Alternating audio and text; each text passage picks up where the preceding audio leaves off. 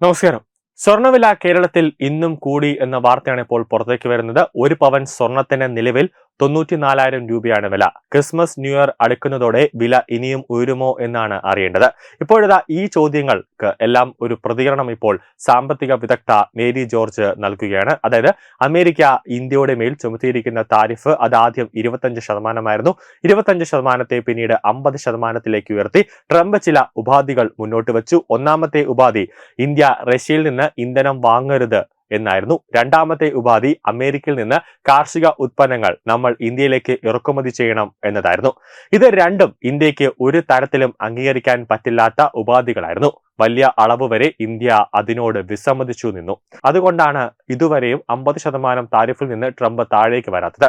അങ്ങനെ താഴേക്ക് വന്നിട്ടില്ല എന്ന് മാത്രമല്ല, ചൈനയോടുള്ള ആറ്റിറ്റ്യൂഡിലും ഒരുപാട് ഇളവ് വന്നിട്ടുണ്ടെങ്കിലും ചൈനയുടെ നേരെയുള്ള താരിഫും വെട്ടിക്കുറയ്ക്കാൻ തയ്യാറായിട്ടില്ല. അമേരിക്കയുടെ താരിഫ് ചൈനയേക്കാൾ ഇന്ത്യയെയാണ് കൂടുതലായി ബാധിക്കുന്നത്. ഇന്ത്യയിൽ നിന്ന് ഏറ്റവും കൂടുതൽ വാങ്ങുന്ന രാജ്യമാണ്. കഴിഞ്ഞ വർഷം വരെ ഇന്ത്യക്ക് ഏറ്റവും കൂടുതൽ ട്രേഡ് സപ്രസ് തന്നിരുന്ന ഒരു രാജ്യമായിരുന്നു അമേരിക്ക. നമ്മുടെ വജ്ര ഡയമണ്ട് ആഭരണങ്ങളൊക്കെ വൻതോതിൽ അമേരിക്കയിലേക്ക് കയറ്റി അയച്ചിരുന്നു. സീറോ ഡ്യൂട്ടി ആയിരുന്നു ആ സമയത്ത് ഉണ്ടായിരുന്നത്.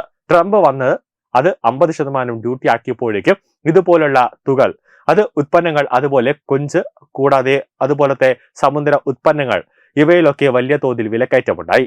ഇതോടെ നമ്മൾ അമേരിക്കയ്ക്ക് പകരം യൂറോപ്പ് യൂണിയൻ, അതോടൊപ്പം UK ഇവിടേക്കൊക്കെ വിപണി കണ്ടെത്താനായിട്ട് ശ്രമം നടത്തി. ഒരു പരിധിവരെ ഒരു കണ്ടെത്തൽ നമുക്ക് നേടാൻ സാധിച്ചു. പക്ഷെ അതൊന്നും അമേരിക്കൻ വിപണിയോളം വരില്ല. അമേരിക്കൻ വിപണി ഇന്ത്യയെ സംബന്ധിച്ച് അത്ര ബൃഹത്തായ വിപണിയാണ്.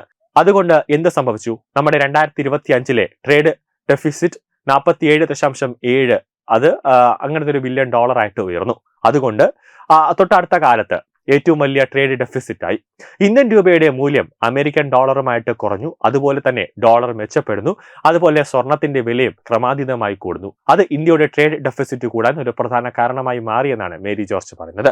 ഈ സമയത്ത് വലിയ തോതിൽ ഇന്ത്യക്കാർ സ്വർണം വാങ്ങിക്കൂട്ടി. അതായത് 1000 ടൺ സ്വർണമാണ് ഒഫീഷ്യലായിട്ട് തന്നെ ഇന്ത്യ ഒരു വർഷം വാങ്ങുന്നത്. കേരളത്തിൽ തന്നെ അതിന്റെ 20% വിൽക്കപ്പെടുന്നു എന്നാണ് പറയുന്നത്. സ്വർണം വാങ്ങിക്കൂട്ടുന്നു എന്നതുകൊണ്ട് സ്വർണത്തിന്റെ വില ആഗോളതലത്തിൽ തന്നെ ഇത്രയധികം ഉയർന്നത് മലയാളികൾക്ക് ഒരു പാഠം പഠിക്കണം. ആവശ്യത്തിലധികം സ്വർണം വാങ്ങി വെക്കരുത്. അതുപോലെ സ്വർണം എപ്പോൾ വാങ്ങണം എന്നറിയണം.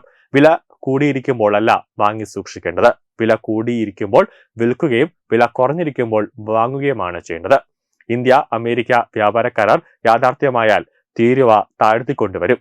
തീരുവ 20% കുറഞ്ഞേക്കും. അങ്ങനെ സംഭവിക്കുന്ന പക്ഷം തീർച്ചയായിട്ടും സ്വർണത്തിന്റെ വില പതുക്കെ താഴേക്ക് വരും.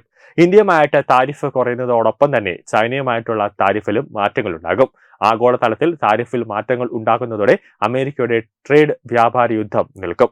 അങ്ങനെ വ്യാപാര യുദ്ധം നിന്നു കഴിഞ്ഞാൽ നമ്മുടെ അന്താരാഷ്ട്ര വ്യാപാരത്തിൽ പഴയതുപോലെ കുറച്ച് മാറ്റം കാണും. അപ്പോൾ സ്വർണത്തിന്റെ വില താഴും. ഈ ഡിസംബർ കഴിയുന്നതുവരെ സ്വർണത്തിന്റെ വിലയിൽ വലിയ താഴ്ച ഉണ്ടാകുമെന്നാണ് പ്രതീക്ഷിക്കുന്നത്. എങ്കിലും അതൊരു 1,00,000 മുകളിൽ പോകുമെന്ന് എനിക്ക് തോന്നുന്നില്ല. 1,00,000 മുകളിലേക്ക് പോകാനും സാധ്യതയുണ്ട്. പക്ഷേ 90ന്റെ മുകളിൽ കിടന്ന് കളിക്കാനാണ് സാധ്യത. യുക്രൈൻ റഷ്യ യുദ്ധം തീരുകയും വെസ്റ്റ് ഏഷ്യയിലെ സമാധാനം വരികയും ട്രംപിന്റെ വ്യാപാര യുദ്ധം അവസാനിക്കുകയും ചെയ്താൽ നമ്മുടെ ആഗോള സമ്പദ്ഘടന ഒരു സമാധാന അന്തരീക്ഷത്തിലേക്ക് പോകും. അങ്ങനെ വരുമ്പോൾ തീർച്ചയായിട്ടും സ്വർണത്തിന്റെ വില പതുക്കെ പതുക്കെ താഴേക്ക് വന്ന് ഒരു 70,000 അല്ലെങ്കിൽ 60,000 റേഞ്ചിലേക്ക് എത്താൻ സാധ്യതയുണ്ട്. അതുകൊണ്ട് സ്വർണം വാങ്ങാൻ ആഗ്രഹിച്ചിരുന്നവർ കുറച്ച് വെയിറ്റ് ചെയ്യുക. ജനുവരി ഫെബ്രുവരി മാസം വരെ ഒന്ന് വെയിറ്റ് ചെയ്യുക. എന്നിട്ട് കൂടി പോവുകയാണെങ്കിൽ, എന്നിട്ടും സ്വർണത്തിന്റെ വില കൂടുകയാണെങ്കിൽ പിന്നെ ആർക്കും സഹായിക്കാൻ പറ്റില്ല എന്നാണ് മേരി ജോർജ് പറയുന്നത്.